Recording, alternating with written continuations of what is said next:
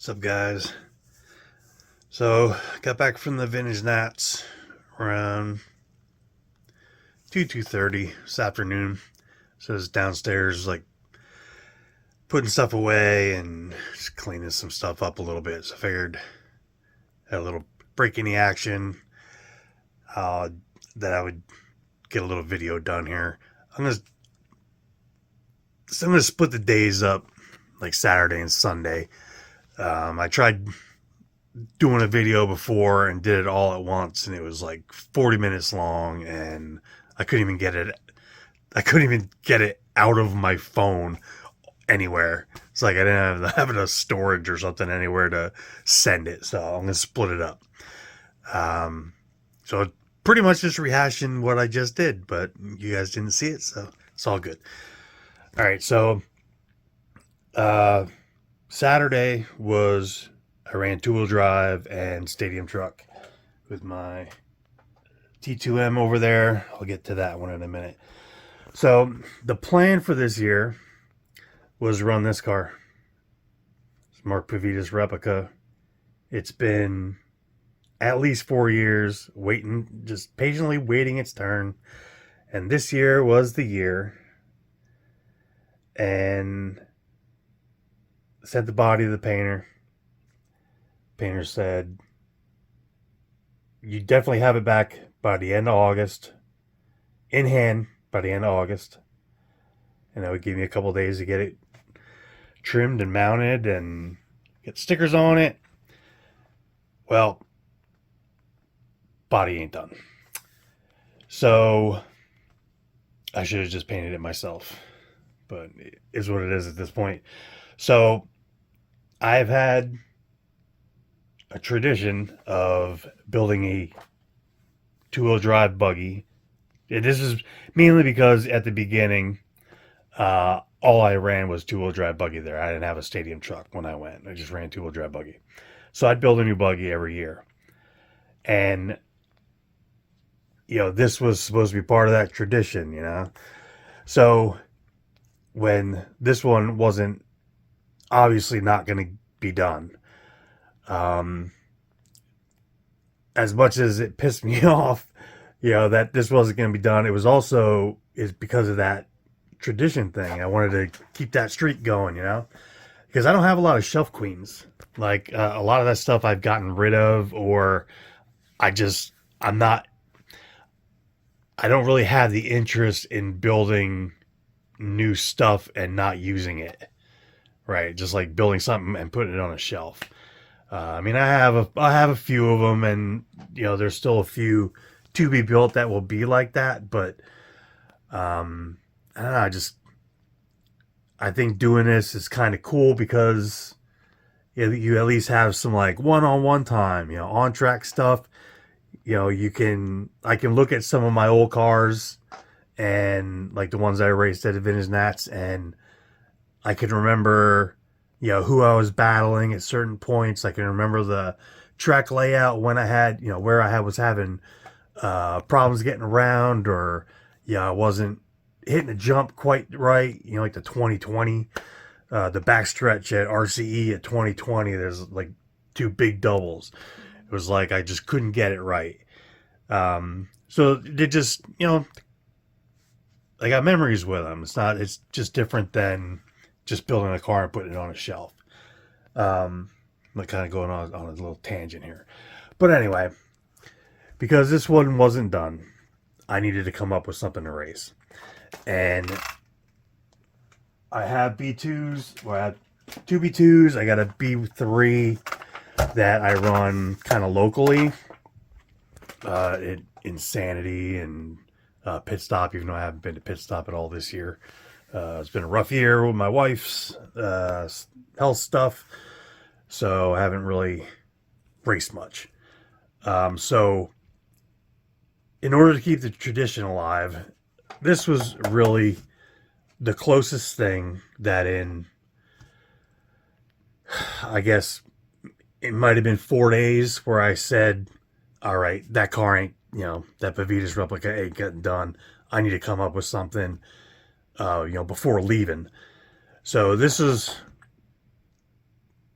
going to be the closest thing that I had. So I had built this for the 2023 INS race at Adrenaline, and it worked really good.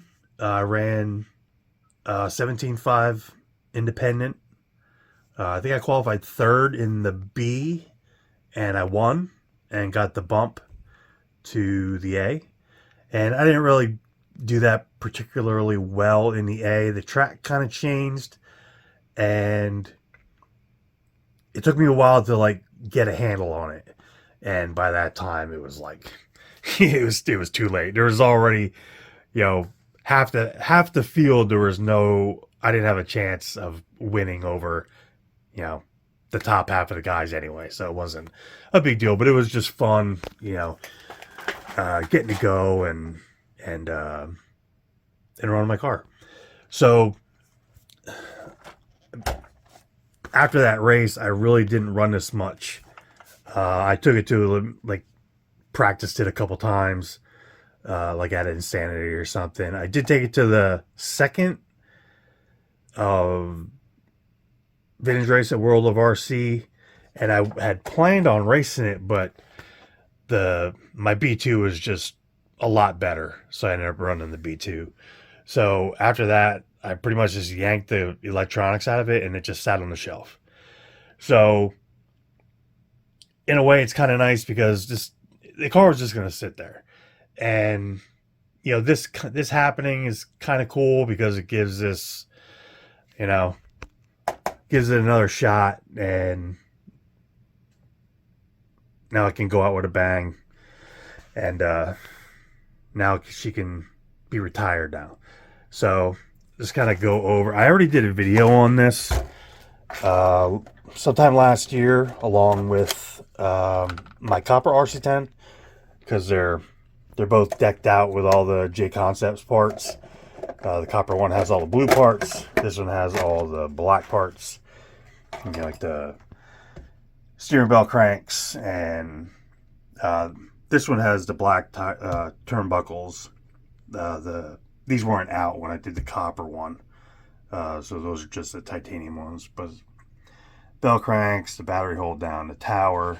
This one actually has the blue motor plate on it. I don't want to spend too much time on the car, but has a 17.5 plus in it, like I had when I ran at the INS race. I put a Nostalgic RC foam gasket on. Air trunk servo, and I put a just stock in it. I had picked up two of these before the RC10 Talk Roost-Palooza race. I put one in my kid's car and one in the RB10 that I raced in Y2K. And I haven't really done anything with the Y2K with the RB10 since that race. So I pulled it out of that and put it in this, and it worked great. Probably gonna end up buying more of them because it really did. It worked great, and it didn't give me any problems. And they're only like $62 or something, $65. So you can't beat it. So yeah, so I got the electronics put in, and I had gotten two new sets of tires, one for that one back there, that buggy back there, and I'm going to do a separate video on that one because I ran that on Sunday. But I put a set on that and set on the car I was planning on racing. So I had these silver ellipses, and I was kind of worried about how they were going to work, but they actually worked pretty well. So that's what I ran until third round. Then I ended up on octagons. But so just so I can be accurate, I kind of wrote down how the racing end of it went for me. So there was like 60 entries in two-wheel drive. Um, First round I won. Second round going in with the resort, I was seated seventh, and I finished seventh in the second qualifier. And in the third, like I said, I went to the octagons because the track's starting to dry out a little bit, and other guys were kind of already going to slicks and they were working. So I threw a set of octagons on that I actually raced there last year on an RC10, and I knew that they worked great, so I put those on. Uh, Third qualifier, I was still seated seventh, and I finished fourth. And then the mains came, and well, actually, I'll hold off on that. So let me get this T2M over here. So I had done some work on this, put big bores on it, and that was really about it, other than just getting electronics and stuff back in it. Big bores were the only change over last year, and I haven't run this truck at all since the Vintage Nats at Adrenaline last year. I even ran the same tires I ran there last year. So, they're green ellipses. So, once again, it never really felt like it was in the track. It was kind of loose, skating around. You really had to kind of be on your toes with it. And it wasn't terrible, but it would have been nice if it was, a little more hooked up in the back. And I had messed around with some stiffer springs and stuff, just like quick things, trying to help it push a little bit more. And I even put 1.5 caster block or hub carriers in the back. So I got like 4.5 degrees of tow per side, just trying to get some more forward bite out of it. And it helped a little bit. But it wasn't perfect, right? So for the truck, there were 40 trucks, I believe. So first qualifier, I won. And going into the second, I was seated 13th. And I finished 5th in the second qualifier. So that put me seated 7 going into the third. Now, going into the third, I decided to put octagons on both of them. I put the octagons on that and octagons on this. And so with the buggy, I finished 4th in the third round, which I think I already said that. I don't remember, but just in case, I finished 4th with octagons. And I got another lap out of it. And that really helped secure me in the A. Like, if it wasn't for that, I don't think, because the first 2 rounds I was 14. I put the octagons on and I got into the 15. So that really secured my place in the A. So this one, like I said, I was seated 7th and I won the third qualifier, which put me pole in the B for truck. For buggy, I was 7th. So I was seated 7th in the A. But before that, we'll go back to the truck quick. So I ran the B, like I said. And so the truck was run first. Now, they didn't blow the track off at all, any of the lower mains. So I kind of think that helped contribute to how slick the track was with this on octagons.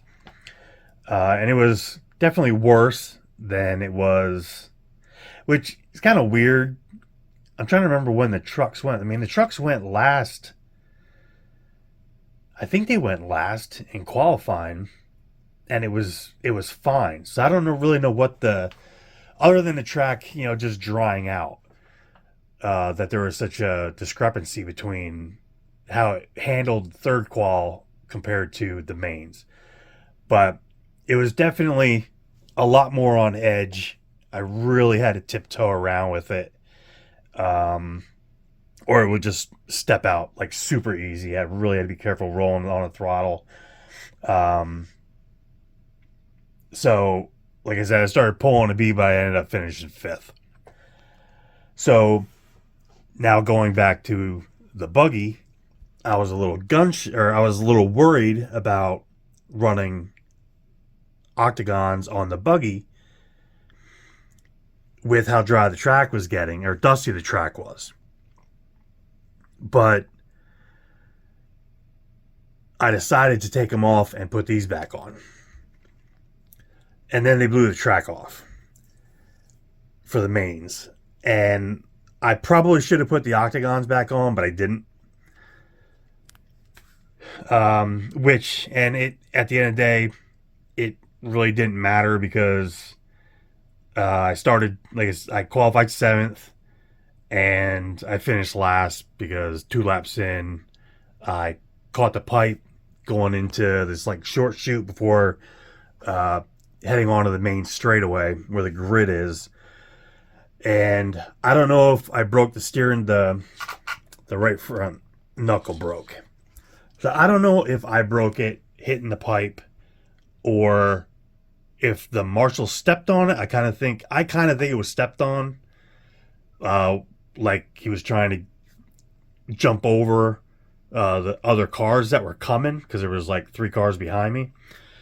And my car was either under the pipe and he jumped and kind of like jumped on the pipe or kind of caught my car. From the driver's stand, it looked like he jumped on my car.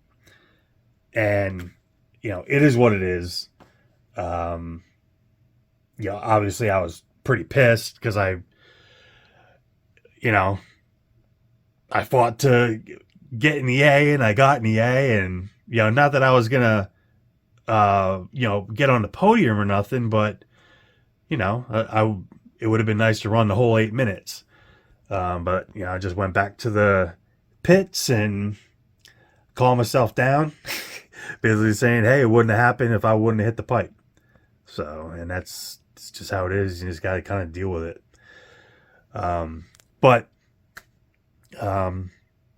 Yeah. So it was good though. Like I said, I would have rather run the whole eight minutes, but it was cool just to get that car back out and have a good run with it. And even making the A was typically going to be hard for me. I mean, there's the last couple of years, there's been a lot more depth of competition coming to the races, especially with the move to adrenaline. I think that's a lot of it just because we're moved south out of New England, so more guys are willing to travel up, from lower states. It's more central located on the East Coast. So yeah, it's the turnouts the last 2 years have been great.